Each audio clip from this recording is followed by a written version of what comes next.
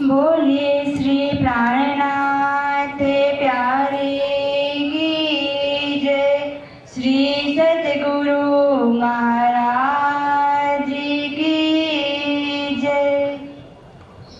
प्रथम लागू दो चरण को, धने न छुड़ायो कि न लाख तले लालेड़िया।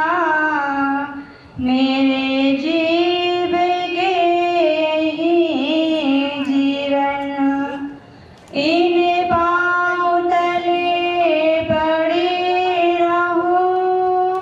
धनी नजर खोलो बातना, पलना वालों ने नेत्रे। मेरे जीव के जीवन, मेरे जीव के जीवन। कोई के दिन साथ मोहे के जल में, लहरे बिना पछताने। कहे महामती प्यारी मोहे वासना, ना सौ मुख कर माने। ना सौ मुख कर माने। मेरे साथ संबंधी चेतियो। प्राणाधार अक्षातीत धाम के धनी एवं यहाँ पर विराजमान समस्त सुंदर साथ के चरणार बिंद में मेरा कोटान कोट प्रणाम। प्रणाम जी। एक कलश की वाणी है और प्रकरण है हांसी का प्रकरण। इस प्रकरण के माध्यम से धाम धनिया बता रहे हैं कि किस चीज में हम सबकी हंसी होनी है। इस मायावी संसार में आने के बाद हमारी परम धाम में जो हंसी होगी वो किस प्रकार की हंसी है। तो क्या कह रहे हैं कि कोई दिन साथ मोह के जल में, अर्थात किस सुंदर साथ इस मोह के जल में बिना लहर पछताने। हम सब जानते हैं कि ये संसार, इसको भव सागर कहा जाता है, लेकिन क्या इसमें जल है? इसमें कोई जल नहीं है। लेकिन यहाँ पे क्या क्या कहा गया कि लहर बिना पछताने। ना यहाँ पर जल है, ना यहाँ पर कोई लहरें हैं, लेकिन तो भी सभी सुंदर साथ, सभी जीव इस सृष्टि में प्रत्येक प्राणी किसी न किसी रूप में इस मायावी संसार में गोते खा रहा है, जिसमें ना जल है ना लहरें हैं, लेकिन फिर भी प्रत्येक सुंदर साथ, प्रत्येक प्राणी अपने आप को भूल चुका है, अपना अस्तित्व भूल चुका है। मोहे महामती प्यारी मोह वासना। कहे महामती, महामती जी कह रहे हैं कि हे मेरी प्यारी आत्माओं, ना सहू मुख कर माने।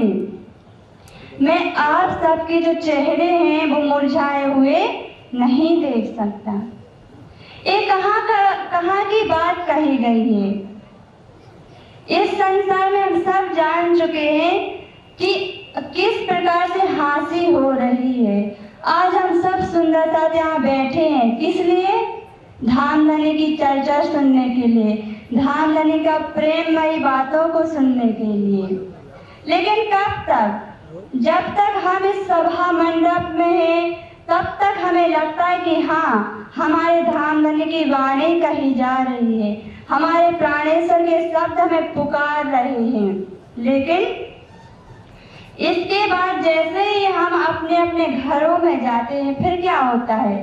पूर्व अवस्था में वापस आ जाते हैं, थोड़ा असर होता है, फिर जैसे हम चर्चा सुनने के लिए आए थे वैसे ही फिर वापस हो जाते हैं। तो महामती जी कह रहे हैं कि मैं आप सबके चेहरे मुरझाए हुए नहीं देख सकती। और इसी की आगे की चौपाई जो नया प्रकरण है वो क्या कहता है?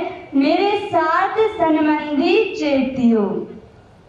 यहाँ पर धामधनी अक्षातीत हम सारे सुंदर साथ जी के लिए सावचेत होने को कह रहे हैं कि हे मेरे प्यारे सुंदर साथ जी, आप सब सावचेत हो जाइए। किस बात से सावचेत होना है? तो आगे कहते हैं, ए हाँसी काहे ठोर। हम जिस स्थान में, जिस इस मायावी संसार में आए हुए हैं, ये कौन सा स्थान है? हाँसी का ठोर, अर्थात हाँसी की जगह है। इस मायावी संसार में हमारी हंसी होनी ही होनी है। क्यों होनी है? तो आगे कहते हैं, पियो बतन आप भूल के। हमने क्या क्या भुला दिया इस संसार में आने के बाद? पियो। पियो का अर्थ क्या है?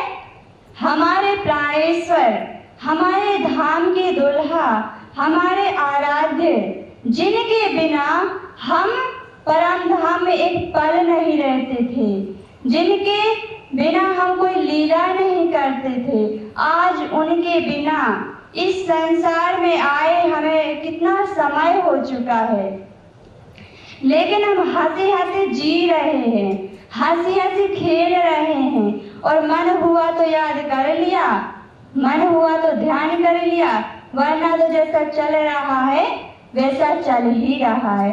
तो इसीलिए तो हमारी हंसी होनी है। कह रहे कि बतन आप का अर्थ क्या है? हम सब सुंदर साथ। हमने इस संसार में आके स्वयं को भी भुला दिया है। जब तक हम सुंदर साथ नहीं थे, जब तक हमें तारतम्य ज्ञान नहीं मिला था, क्या हमें पता था कि हम कौन हैं? पता नहीं था। लेकिन आज हमसे कोई पूछता है कि आप कौन हैं, तो जब से तारतम्य वाणी से ज्ञात हुआ है तो हम क्या बोलते हैं? कोई सुंदर साथ पूछेगा तो हम बोल देंगे, हम तो राज्य की अंगना है, हम तो प्रियतम की प्रियतमा है। इस प्रकार से हमने, भले ही हम कह रहे हैं, क्या हमें हमारे धामधनी का प्रेम मिल चुका है? जिस प्रेम का आनंद हम परम धाम में लिया करते थे, जिस प्रेम के रस में हम परम धाम में डूबे हुए थे, क्या वो प्रेम हमें यहाँ पे मिल रहा है? अगर देखा जाए तो जो प्रेम हमें परम धाम में नहीं मिला था, जो गुहित रहस्य परम धाम में पता नहीं थे, वो इस जागने के ब्रह्मांड में पता चले हैं, लेकिन सिर्फ ज्ञान दृष्टि से पता चले हैं। जब तक हम इसको अपने रहने में नहीं लाते, तब तक हमें हमारे धामधनी का प्रेम नहीं मिल सकता। तो हमारी हंसी इसलिए होनी है कि हमने अपने आप को भी भुलाया है, अपने प्राणेश्वर को भी भुलाया है, और क्या कह रहे हैं? कहाँ देखा तो हो, और अपने प्राणेश्वर को छोड़कर तुम इस संसार में कहाँ देख रही हो? इस मायावी जगत में हम सब कहाँ खोए हुए हैं। आज हम सबको खुद पता है कि हम कहाँ खोए हुए हैं। सबसे ज्यादा हमें मोह किससे है? अपने परिवार से, अपने बच्चों से। माता पिता को बच्चों से है, बच्चों को माता पिता से। इस प्रकार से जब हमारे प्रत्येक संबंध के जो कार्य होते हैं वह पूर्ण होते, उसके बाद हम 2-5 मिनट के लिए परमात्मा को याद करते हैं। और परम धाम में हमारी क्या स्थिति थी? 8 पहर, अष्टपहर 64 घड़ियां हम क्या करते थे? सिर्फ हमारे प्राणेश्वर के साथ ही रहते थे, उनके प्रेम, उनसे प्रेममय लीलाएं किया करते थे। अब इतना होते हुए भी, जैसे कि प्राकरण है, इसके माध्यम से हमें पता चल रहा है कि हमारी कहाँ हंसी हो रही है, लेकिन और भी ऐसे बहुत सारे कारण हैं जहाँ पर हंसी हो रही है। जैसे अब हमें थोड़ा सा पीछे जाना पड़ेगा परम धाम में, जहाँ इश्क रब्द हुआ था, और वहाँ हमने धामधनी से कौन कौन से वादे किए थे, धामधनी से क्या क्या कहा था, तो वही हमारी हंसी का कारण है। हमने प्राणेश्वर को क्या कहा था कि 100 वीर देखो आजमाए के, तो भी ना भूले हम। यही कहा था ना। लेकिन आज हमारी अवस्था क्या है? हमने कहा था कि हे मेरे प्राणेश्वर, आप एक बार तो क्या, आप हमारी 100 बार परीक्षा लेंगे तो भी हम आपको नहीं भूलेंगे। लेकिन धामधनी ने हमें पूर्ण निद्रा इस मायावी काल माया के ब्रह्मांड में भेजा, तो हम तो एक बार में ही हार गए। एक बार में हार गए और हमने अपने धामधनी को भुला दिया। जो हम आत्माएं कहा करते थे कि हे मेरे प्राणेश्वर, एक सखी भूलेगी तो दूसरे को मैं जगा दूंगी। आज जगाने का प्रयास तो सब कर रहे हैं, लेकिन क्यों जागृति नहीं हो पा रही है? क्यों आत्म जागृति नहीं हो पा रही है? इसका मुख्य कारण है, हम सब जानते हैं कि पहले जागो और जगाओ। जिस प्रकार से कोई व्यक्ति सो रहा है और अगर एक व्यक्ति जागृत हुआ तो अन्य व्यक्ति जितने सो रहे हैं उनको वह व्यक्ति जागृत कर सकता है। तो सबसे पहले एक व्यक्ति जो जगाना चाहता है, सबसे पहले उसको जागृत होना पड़ेगा। उसी प्रकार से अगर हम आत्माओं को जगाना चाहते हैं, जागनी करना चाहते हैं, तो पहले हमें स्वयं की आत्म जागृति करनी चाहिए। और हम क्या सोच लेते हैं कि हमें तारतम मिल गया तो हमारी आत्म जागृति हो गई। सब यही बोलते हैं ना कि हमने तो तारतम ज्ञान ले लिया है, तारतम मंत्र ले लिया है, तो हमारी तो आत्म जागृति हो गई। लेकिन वाणी क्या कहती है कि जब हकी सूरत दिल में चुभे तब रूह जागी देखो सोए। जब हमारे प्राणेश्वर की जो सूरत है वो हमारे धाम हृदय में विराजमान हो जाएगी, हमारे प्राणेश्वर का युगल स्वरूप का जो श्रृंगार है, जो शोभा है, जब हमारे हृदय में पूर्णतः विराजमान हो जाएगी, तब जाके आत्म जागृति मानी जाएगी। लेकिन हमारी आत्म जागृति ज्ञान दृष्टि से हम जागृत हो चुके हैं, लेकिन आंतरिक दृष्टि से अभी जागृत नहीं हुए, क्योंकि हमें पता है कि धामधनी का स्वरूप कैसा है। तो स्वरूप वाणी में पढ़ते हैं, स्वरूप सुंदर संकुल सकोमल। कोई पूछेगा कि प्राणेश्वर का स्वरूप कैसा है, तो हम सब बता देंगे कि कैसा है, इस प्रकार का है। लेकिन क्या उस स्वरूप को कभी हमने देखा है? नहीं देखा। तो इसीलिए हमारी हंसी होने वाली है कि तुम मुख से तो कहते रहोगे मेरे प्राणेश्वर ऐसे हैं, मेरे प्राणेश्वर ऐसे हैं, क्या तुम अपने प्राणेश्वर को देख पा रही हो? जिसके बिना तुम एक पल नहीं रहा करती थी, आज उसके बिना तुम 24 घंटे जितना भी समय हो व्यतीत कर रहे हो, और इस मायावी संसार में इस प्रकार से खो गए हो कि लगता ही नहीं कि हम परम धाम में रह के आए हैं। जिस प्रकार से आज ही स्वामी जी ने उदाहरण दिया था कि अगर कोई आम का वृक्ष है तो उसके पत्ते में से किसकी खुशबू आएगी? आम की आएगी। तने में से किसकी खुशबू आएगी? आम की आएगी। डाली में से किसकी खुशबू आएगी? आम की आएगी। उसी प्रकार से हम भी तो हमारे प्राणेश्वर की आत्माएं हैं, तो हमारे अंदर से कौन सी खुशबू आनी चाहिए? प्रेम की। अनेक धामधनी के रस हैं, अनेक गुण हैं, अनेक प्रकार की शोभा विराजमान है। वही शोभा हम आत्माओं की भी है, लेकिन जब तक हमें लगता ही नहीं है कि हम हमारे प्राणेश्वर की आत्माएं हैं, तब तक वह शोभा हमारे धाम हृदय में विराजमान हो ही नहीं सकती। हमारे धामधनी का हृदय 8 सागरों से परिपूर्ण है। वाहिदत का सागर, इश्क का सागर, इल्म का सागर, निस्बत का सागर, और आज हमारे अंदर वो एक भी गुण हमें दिखाई नहीं दे रहा है। परम धाम में हम एक सखी दूसरी सखी का श्रृंगार करते थे, भोजन बनाते थे तो एक सखी दूसरी सखी की कटोरी छीन के ले जाती थी, तो कोई रोष नहीं करता था। आज की स्थिति क्या है?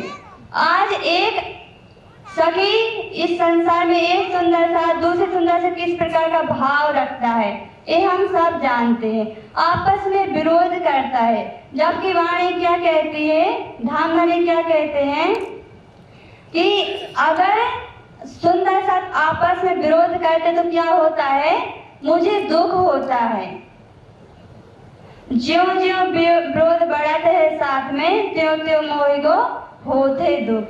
कि हे मेरे प्यारे सुंदर साथी, हम जिस अनंत सागर को भूल के आए हैं, हमारे प्राणेश्वर के प्रेम को भूल के आए हैं, वह प्रेम हमें इस संसार में सिद्ध करना है।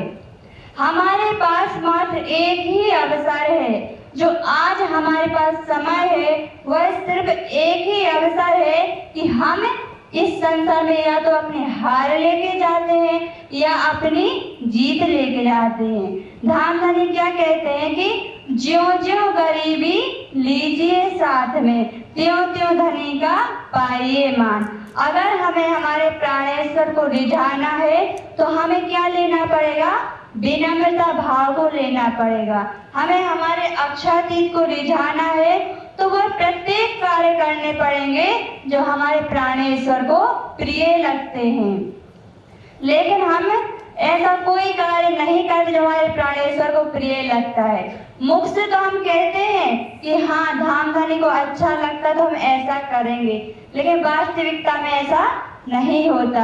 हम अपनी मर्जी का ही करते हैं, हम अपने मन का ही करते हैं। और इस जागने के ब्रह्मांड में हम सब सुंदर साधुओं को एक अपना जो प्रेम है उसको सिद्ध करने का अवसर मिला है कि जो तुम बड़े बड़े ढींगे मारा करते थे कि धामधनी चाहे कुछ भी हो जाए हम तो आपको भूलेंगे ही नहीं, लेकिन इस संसार में आके हमने सब कुछ भुला दिया।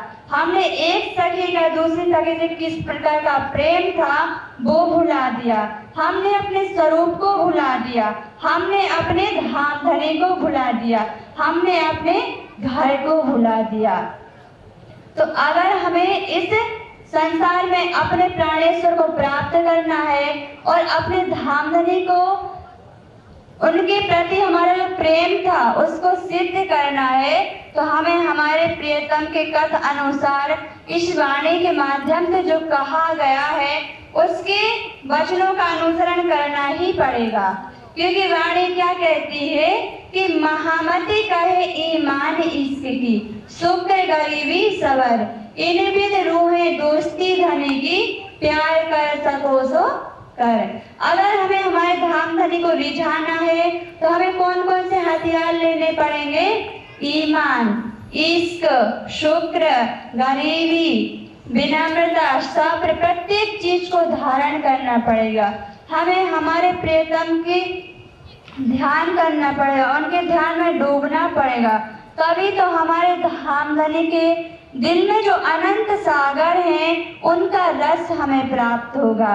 इस संसार में हमें वह शोभा मिली है जो आज तक ना तो किसी को मिली थी और ना मिली है। हमारी तारीफ स्वयं हमारे प्राणेश्वर करते हैं। क्या कहते हैं कि लाड़ लिया लाहूत की, जाकी असल चौथे आसमान, बड़ी बड़ाई इनकी, जाकी सिफत करे सुभान। अब सोच सकते हैं हम सब कि जिसके इशारे मात्र से धामधनी के एक आदेश से या 14 लोगों का ब्रह्मांड बना है और उन्हीं के आदेश से 14 लोगों को अखंड मुक्ति मिली है, जिनकी प्रेम जिनसे कोई बड़ा है ही नहीं, वह स्वयं पूर्ण ब्रह्म परमात्मा हमारी महिमा को गा रहे हैं कि हमारी आत्माएं इस प्रकार से हैं। तो क्या हमारा कर्तव्य नहीं बनता है कि हम अपने रहने को, अपने आचरण को सुधारें, अपने प्रियतम को प्राप्त करने के लिए हर वही कार्य करें। आज हमारी हंसी इसलिए होनी है क्योंकि हमने अपने कर्तव्य को भुला दिया है। जागने के ब्रह्मांड में हमारा कर्तव्य क्या है, इसको हमने भुला दिया है। और जब तक हम अपने कर्तव्य को नहीं लेंगे तब तक हमें हमारे धामधनी का प्रेम नहीं मिल सकता। हर सुंदर साथ चाहता है कि हमें हमारा अधिकार मिले। सब कहते हैं कि हम धाम धनी की आत्माएं हैं। अधिकार तो हम सबको चाहिए, लेकिन अधिकार के पहले क्या आता है? कर्तव्य। और जब तक हम कर्तव्य नहीं करेंगे तब तक किसी को अधिकार प्राप्त ना तो हुआ है ना होगा। तो हमें भी अपने कर्तव्य को समझना है कि आज इस जागने के ब्रह्मांड में हमें किस प्रकार से रहना है, किस प्रकार से हमें अपना आचरण करना है और किस प्रकार से हम अपने धामधनी को देखें, उनकी शोभा को देखें, उनके श्रृंगार को देखें और हमारे परम धाम को देखें। और यह करते करते किस प्रकार से हम सारे सुंदर साथ को ब्रह्मवाणी का प्रेम दें, ब्रह्मवाणी का ज्ञान दें। तो इन्हीं शब्दों के साथ मैं अपनी वाणी को विराम देती हूँ। बोलिए श्री प्राणनाथ प्यारे की जय, श्री सतगुरु महाराज की जय, समस्त सुंदर